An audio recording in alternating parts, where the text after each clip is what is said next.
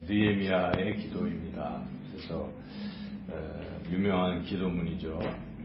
이거 느헤미야가 조국을 위해서 울면서 드린 기도다 하는 것이죠. 그게 굉장히 의미가 있는 기도인데, 조국을 위해서 기도한다.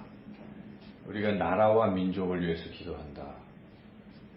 그런데 울면서 조국을 위해서 눈물로 기도해 본 적이 있는가? 이거 쉽지 않습니다. 그렇죠? 나라를 위해서 눈물로 기도한다는 것은 아주 대통령쯤 되면 모를까, 무슨 지도자가 되지 않고는 나라를 위해서 눈물로 기도하기가 쉽지가 않죠. 그래도 우리 그리스도인은 나라를 위해서 기도하는 그런 사람이 되어야 합니다.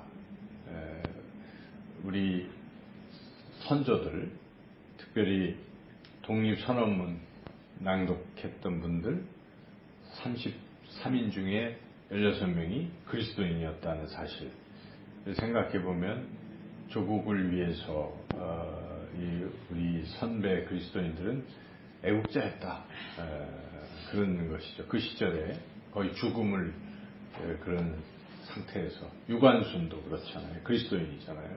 자랑스러운 사람들이죠. 그렇게 그리스도인이라 하는 사람들은 나라를 위해서 뭔가 하는 사람들이라는 것이죠. 그 이유가 무엇일까요? 그것은 우리 신앙 자체가 성경에서 가르치고 있는 것이 무엇입니까? 자기를 위해서 살라고 하지 않습니다. 성경은 하나님을 사랑하고 이웃을 사랑하라 하는 것이잖아요. 그래서 이웃사랑이 몸에 밴 사람들이 그리스도인인 것입니다. 자기보다는 옆에 있는 사람들을 자꾸 생각하고 배려하고 사랑하고, 이게 그리스도인입니다. 이게 올바른 신앙인이에요. 성경을 제대로 이해한 사람이죠. 제대로 믿는 사람들은 신앙이 있다 없다를 우리가 다른 걸로 보는 게 아니에요. 그죠? 그분이 주변의 이웃들을 사랑하는가 안 하는가를 보면 되는 겁니다. 그럼 요한일서에도 보이지 않는 하나님을 사랑한다고 하면서 형제를 위하는 건 말이 안 된다는 것이고, 그리고 보이는 형제를 사랑할 때 하나님 사랑하는 것이라 말씀하고 있기 때문에, 우리가 이웃을 자꾸 사랑하는 삶, 이게 굉장히 중요한 것이죠. 그 이웃을 점점 범위를 넓혀간다면, 그렇죠, 공동체. 그래서 신앙인이 교회에서 신앙하는 모습을 보면 진짜 신앙인지 아닌지 볼 수가 있어요. 어떤 분은 그저 자기 중심의 신앙을 하는 사람들이 있어요. 내가 좋으면 하고 내가 싫으면 안 하고, 나를 위해서, 교회가 나를 위해서 무엇을 할 것인가를 항상 이런 식의 생각만 하고 있는 사람은 아직 걸음마 단계라고 봐야 돼요. 그러나 내가 과연 이 공동체, 주님의 몸된 교회 공동체를 위해서 내가 무엇을 할 것인가를 생각하는 사람, 지체들을 생각하는 사람, 이런 사람들은 정말 신앙이 깊은 사람이라고 볼 수가 있어요. 그래서 그런 분들이 교회의 항존직의 리더가 되는 건 너무나 당연한 것이죠. 그런 것인데, 또 우리가 더 시야를 넓혀본다면 교회 공동체도 벗어나서 주변의 이웃, 더 폭넓게 생각한다면 이 나라, 이 민족, 더 넓게 생각하면 온 세계 인류를 위해서, 이쯤 되는 것이 이게 그리스도인이라는 것이죠. 그래서 우리가 늘 좀 더 시야를 이렇게 넓히고 더 멀리 보는, 더 넓게 보는 그런 안목이 있어야 되겠다는 것이죠. 그래서 오늘 느헤미야의 기도를 통해서 우리가 과연 그런 마음으로 어떻게 기도를 해야 될까를 함께 은혜를 나누고자 합니다. 이 느헤미야가 이제 조국을 위해서 울고 기도하게 된 첫 번째 계기가 무엇인가? 그것은 조국의 현실을 알았기 때문에 그렇다는 것이죠. 오늘 1절, 2절 한번 같이 읽어보겠습니다. 하갈의 아들 느헤미야의 말이라. 아닥사스다 왕 제20년 기슬루월에 내가 수상궁에 있는데 내 형제들 가운데 하나님과 두어 사람과 함께 유다에서 내게 이르렀기로 내가 그 사로잡힘을 면하고 남아있는 유다와 예루살렘들의 형편을 물은즉. 그 사람들이 먼저 얘기한 게 아니에요. 이 수상궁에서 안락한 생활을 하고 있었지만 늘 느헤미야의 마음은 조국을 향해 있었다는 것입니다. 바벨론에 있지만 예루살렘을 향해 있었던 거예요. 관심이 항상 거기 있었어요. 그래서 마침 사람들이 오니까 느헤미야가 물어보는 것입니다. 거기 좀 어떻게 지내고 있느냐, 조국에 있는 백성들은 어떻게 지내느냐 하고 관심을 가지고 있고 그 형편을 물었다는 것이죠. 그랬기 때문에 느헤미야가 조국을 위해서 눈물로 기도하게 되었고 또 조국에 가서 돌아가서 성벽을 52일 만에 재건하는 그런 위대한 일을 한 사람이 된 것입니다. 결국 관심이 중요하다는 것이죠. 과연 우리는 얼마나 나라에 대한 관심을 가지고 있는가, 이 나라가 잘 됐으면 하는 마음을 가지고 있는가, 나라야 어찌 되든 말든 나만 먹고 살면 된다, 이거 자체가 이게 벌써 비그리스도인이라는 것입니다. 그리스도인은 공동체를 생각해야 돼요. 그래서 항상 나라 걱정도 하고 나라를 위해서 기도도 하고 나라의 형편도 부지런히 살펴야 된다는 것이죠. 그런 의미에서 저는 요즘같이 뉴스가 나오고 또 인터넷 사는 사람들은 인터넷 검색도 해보고 뭐 인터넷이 아니더라도 스마트폰만 봐도 뉴스 다 볼 수 있잖아요. 저희 어머님은 이렇게 어제도 만났는데 이렇게 스마트폰에 뭐 이렇게 듣는 게 많으세요. 카톡을 통해 가지고 그래서 막 정치적인 그게 많아요. 그래서 막 물론 서로 생각은 저와 생각이 다르지만 여하튼 나라를 생각하는 그런 마음이 어쨌든 스마트폰을 통해서 많이 이렇게 글도 읽으시고 그러는 걸 봅니다. 그래서 우리가 그런 관심이 필요할 것 같아요.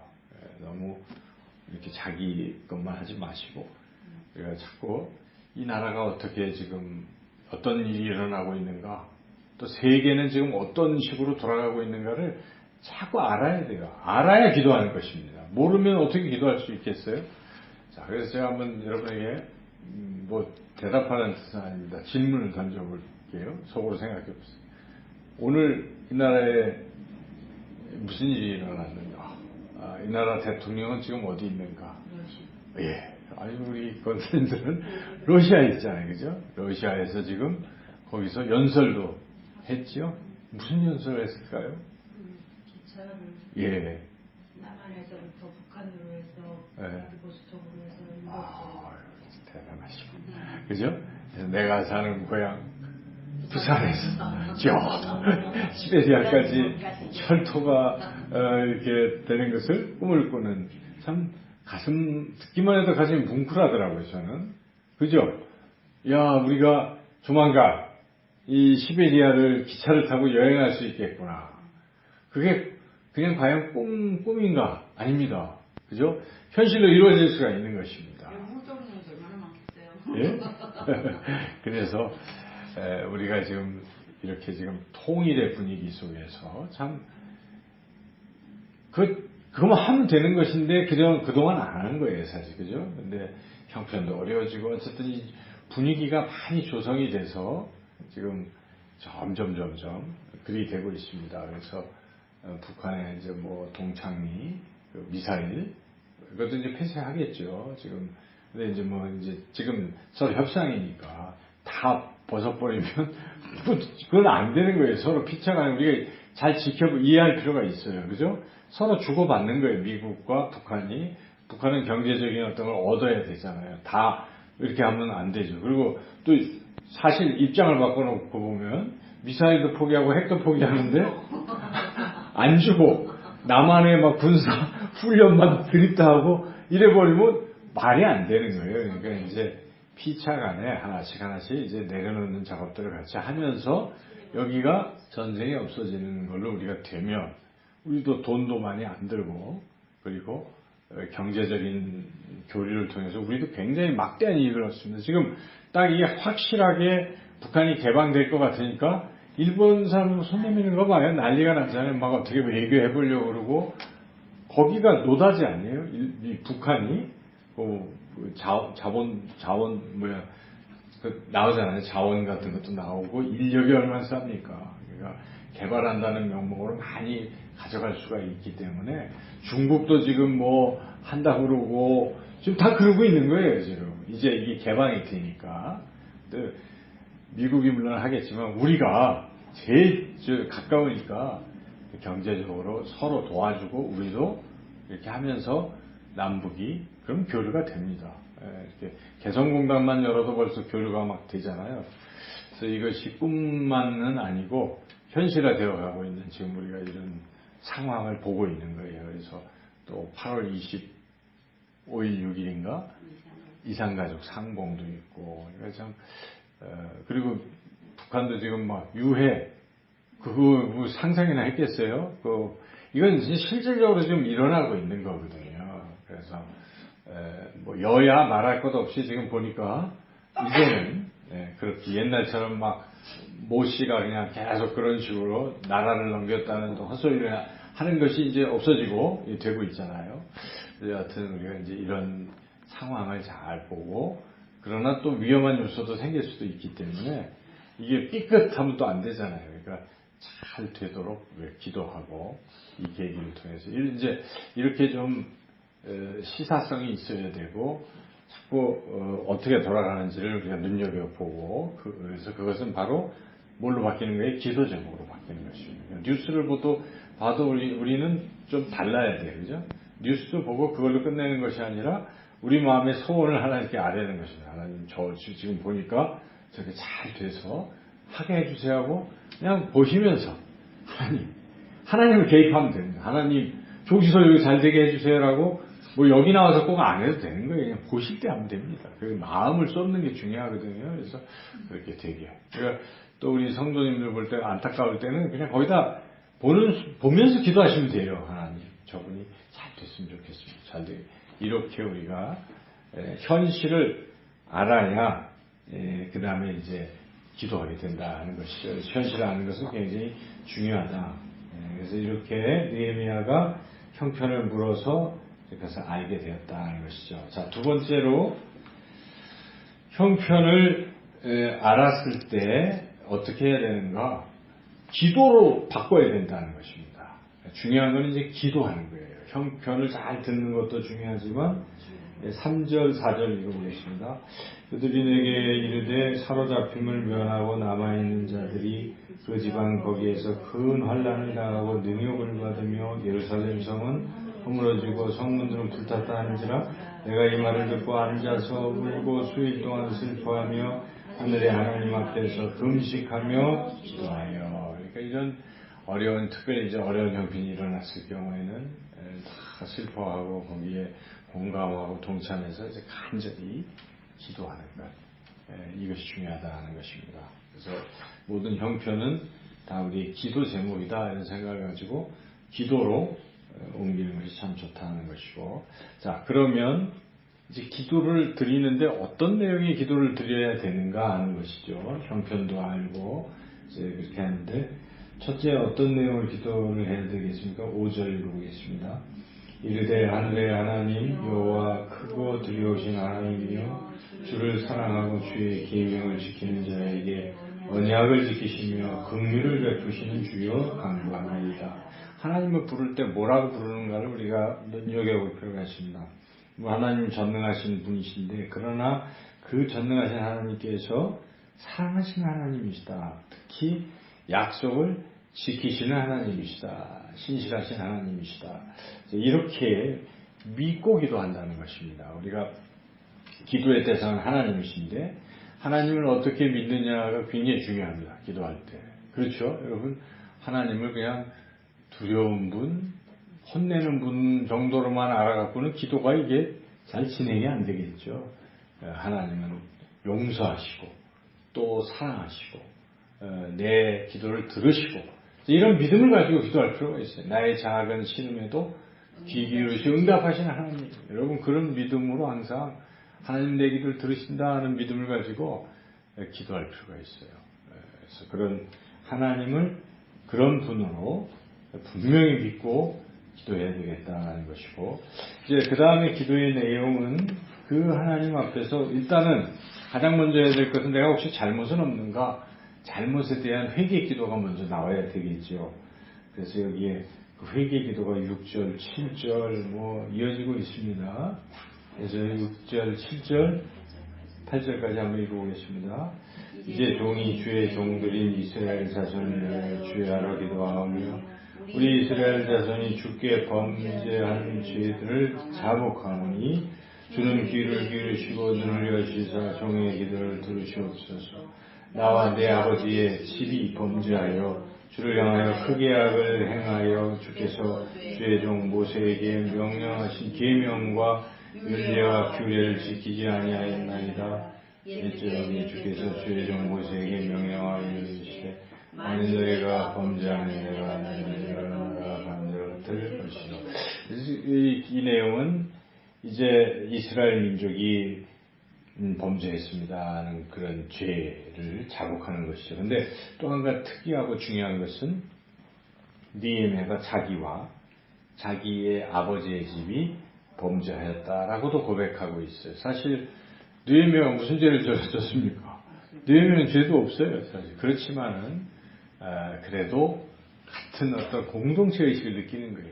이스라엘이 지금 이렇게 어렵게 된 것에는 나도 한 몫을 했을 것이다. 이런 생각을 가지고 자기의 죄와 아버지의 죄까지도 같이 그리고 이스라엘이 그렇게 되기까지 내가 제대로 뭐 한 게 없어가지고 저렇게 말씀을 안 들었을 수도 있는 책임까지 느끼는 거예요. 우리가 교회에서 지도자들이 느끼는 것은 성도들이 신앙이 떨어지고 할 때 정죄하는 것이 아니라 뭘 생각해야 돼요? 아이고 내가 잘못 가르치고 내가 모범이 안 되고 내가 부족했기 때문에 이런 일이 있습니다 하는 내 탓이요 하는 생각이 또 간절히 들어야 되겠죠. 근데 느헤미야가 그렇다는 것입니다. 이스라엘 공동체 죄악인데 자기 죄악으로 알고 이렇게 회개하는 이런 진정한 회개 이게 참 중요하다는 것이죠. 그런데 이제 회개만 한 것이 아니에요. 그 다음에는 약속을 붙들고 기도하는 게 참 중요하다는 것입니다. 그렇게 벌을 받고 있습니다만 하고 이렇게 우리가 범죄해서 다 바벨론 포로로 끌려가고 흩어졌습니다. 그걸 인정했지만 그렇지만 또한 하나님께서는 다시 말씀을 지키면 회복시켜 주신다는 그것을 붙들고 또 기도하는 것이죠. 약속을 붙들고 기도하는 것이죠. 그게 9절인데요. 9절 읽어보겠습니다. 만일 내게로 돌아와 내 계명을 지켜 행하면 너희 쫓긴 자가 하늘 끝에 있을지라도 내가 거기서부터 그들을 모아 내 이름을 두려고 택한 곳에 돌아오게 하리라 하신 말씀을 이제 청하건대 기억하옵소서. 하나님의 약속을 기억하시옵소서. 잘못했지만 회개하고 이제 다시 말씀을 잘 지키겠다고 결단하면 하나님 회복시켜 주신다. 그 약속대로 도와주십시오. 지금 기도하는 것입니다. 지금 하나님 그런 이 백성이 이제 잘 돌아오면 지금 이 성벽이 무너지고 그 주변에 사마리아와 이런 나라가 자꾸 침입해서 이 백성이 도탄에 지금 빠지고 있지만 하나님 다시 우리가 회개하겠습니다. 하나님 말씀에 순종하겠습니다. 다시 그런 것들을 물리쳐 주시고 회복시켜 주십시오. 근데 그것은 하나님이 약속하신 것대로 그렇게 해주세요 하고 기도하고 있는 것이죠. 그래서 우리는 항상 약속을 잘 알아야 될 필요가 있습니다. 그렇죠? 하나님 무슨 약속을 주셨는가를 모르면 뭘 붙들고 기도할 수도 없어요. 근데 성경은 다 약속이에요. 그래서 아무리 잘못해도 주께 자복하면 저는 미쁘시고 의로우사 죄를 용서해 주시다는 약속의 말씀이 막 떠오르지 않습니까?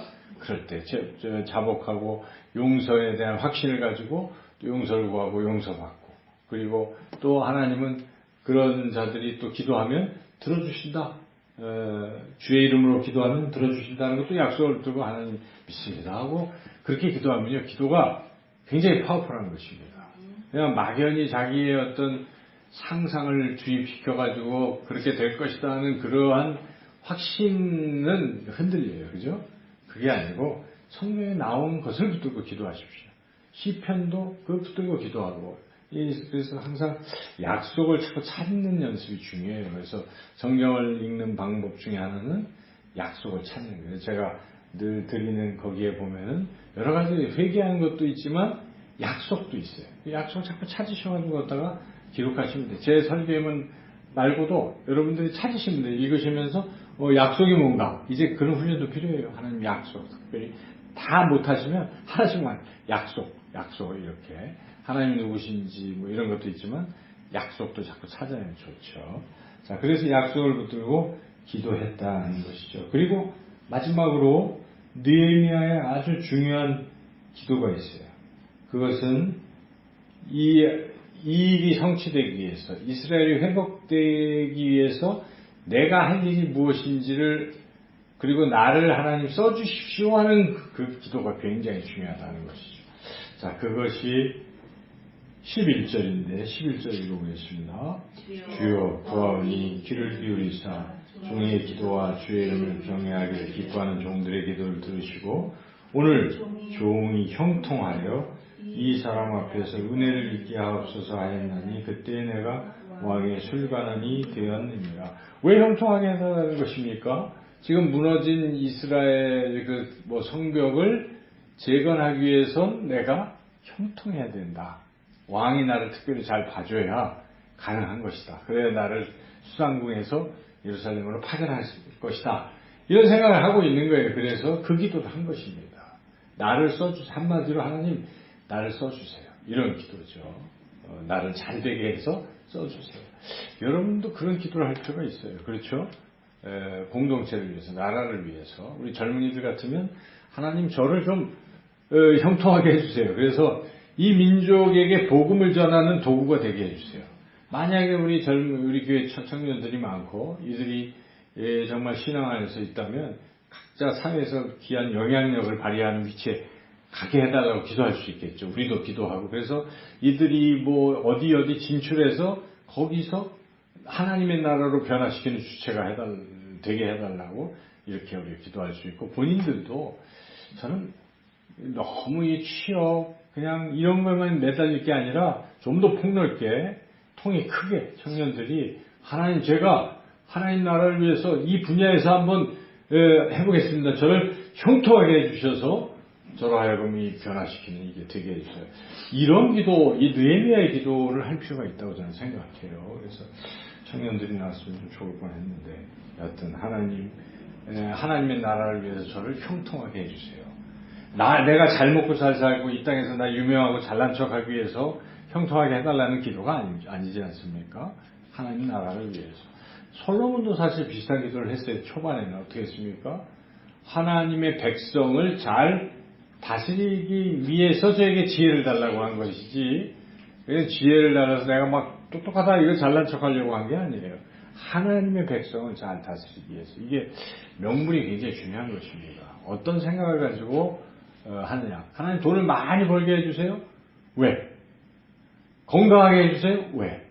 그렇잖아요. 출세하게 해주세요. 왜? 왜가 중요합니다. 이 일을 통해서 하나님 제가 건강해서 주의를 더 열심히 할 수 있게 해주세요. 이건 되는 거예요. 말이 되는 거죠.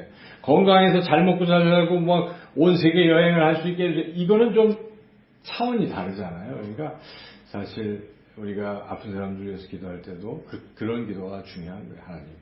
이분이 치료받아서 하나님의 영광을 드러내게 하시고 또 남은 생을 주의 복음을 전파하는 사명을 감당하게 해주세요. 이런 기도는 반드시 응답이 되는 겁니다. 그런 기도는 정말 하나님 기뻐하시는 기도죠. 지금 바로 느헤미야가 그렇게 기도했더니 과연 기도하자마자 어떻게 됐습니까? 출관원이 되어서 이제 술관원은 굉장히 왕이 아닥사스 왕에게 충성스러운 신하이고 술도 따라주고 이러면서 친분관계가 두터워졌을 것이고 어느 날 근심스러운 표정을 짓고 있을 때 왜 그래? 그때는 이때다. 하늘을 목도하고 화살 기도를 쏘면서 주여 도와주시옵소서 막 하면서 지금 조국이 초토화된 날이다 하고 동정심 유발하니까 원래 그 식민지 나라인데 그러지 않은데 그래 그럼 가라 이래 돼가지고 가게 된 거 아니겠어요? 그러니까 이 참 마음에 느헤미야는 오직 조국을 위해서 내가 어떻게 하면 쓰임 받을까를 늘 생각하면서 기도하고 또 기도하다가 찬스를 잡고 그걸 한 거예요. 목숨 걸고 하는 것입니다. 이런 사람을 통해서 하나님이 여러분 우리가 진짜 범위를 좀 좁혀봐도 교회라고 교회 공동체라고 한번 생각해봐요. 야, 이 공동체를 하나님이 이렇게 하시길 원하시잖아요. 이런 공동체가 되게 해주세요라고 우리가 기도하고 여기에 하나님 제가 쓰임 받게 해주세요. 이런 분들이 있잖아요. 하나님 제가 그 사람은 항상 그것만 생각하는 거예요. 하나님. 그런 사람들을 통해서 하나님은 하나님의 역사를 동참시키시고 이루어 가신다는 것입니다. 그래서 우리가 항상 이런 의식을 가지고 중보 기도하고 나아가면 틀림없이 우리를 통해서 하나님의 나라가 확장되고 또 교회가 하나님의 그런 사명을 감당하는 그런 교회가 되게 하실 줄로 믿습니다. 또한 우리의 가족도 우리의 자녀들도 하는 그런 사람 되게 해달라고 여러분 같이 중보하시기를 주님의 이름으로 축원합니다.